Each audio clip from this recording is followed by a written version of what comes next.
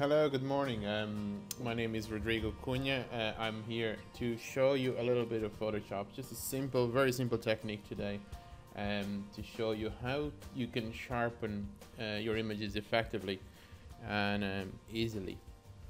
So we have this image here from Corinne Dawson. She's a model working in Dublin, and we had a shoot earlier last month.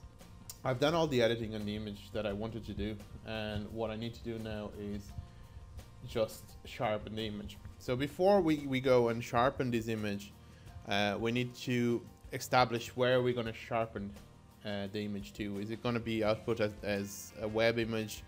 What kind of resolution are we outputting the image for, or are we going to print it? So that's extremely important before you do anything in terms of sharpening. In this case, we're just going to optimize, say, for the web, and we want a wider side of 1500 pixels.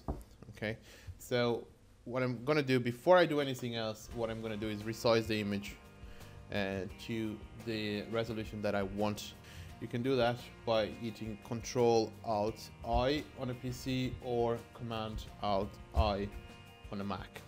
That opens the image size dialog box, and in the width we're gonna hit our 1500. Image is resized. So what are we gonna do now is bring this image to the size. As you can see on the bottom corner here, the image is not 100%. It's 79.92% on this case. So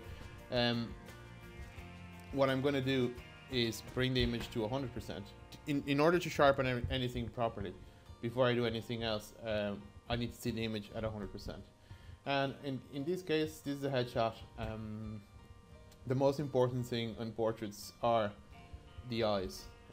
So that's why we're going to concentrate on. So the first thing I do is I hit Shift Control Alt E or Shift Command Alt E on the Mac, and I do it twice. I create two new layers. These are stamps. So I rename these layers to Sharpening 1 and Sharpening 2. Okay, and then on the top layer I apply my sharpening. And I apply my sharpening by using the Photoshop built-in filter Unsharp mask. So my settings for the Unsharp mask, as you can see from the previous sharpening, are normally around these levels, normally around these values for web optimized images. In this case, we're gonna play around with the sliders. I normally don't play around with the amounts or the threshold. I leave them fairly static. There's always exceptions, but I'll leave them fairly static. But I'm going to concentrate at 100% on Corinne's eyes and see if I can find artifacts at any stage. So if I push these radius up, I can see artifacts forming.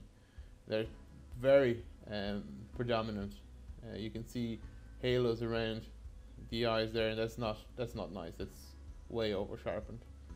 So we need to pull that down. There's still artifacts there. So you need to pull that down a little bit more. This image has a little bit of pre-sharpening. Well, when I converted from Lightroom into Photoshop, the image, I applied some sharpening to selected areas. So there's already a little bit of sharpening. And cameras today, and with the quality of the lenses today, it means you don't need to apply an awful lot of sharpening to your images. So this is still very high.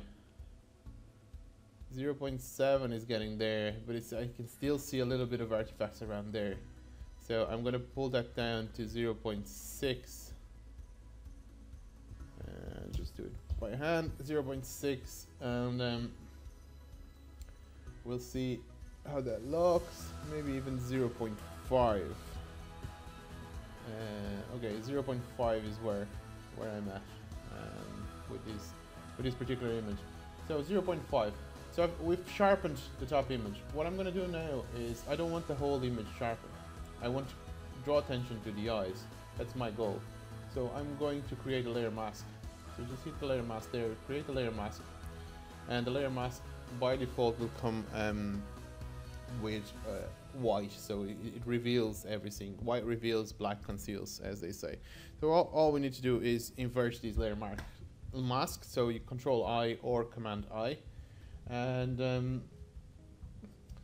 the layer mask is inverted. So with your white brush, with a soft brush setting, so you just reduce your hardness there, soft brush setting, you just brush away, brush in the effect where you want it to show.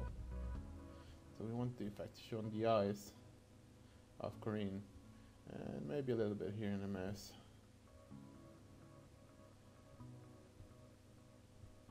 A little bit there. And that's it. And so you can see that those areas now are nice and sharp.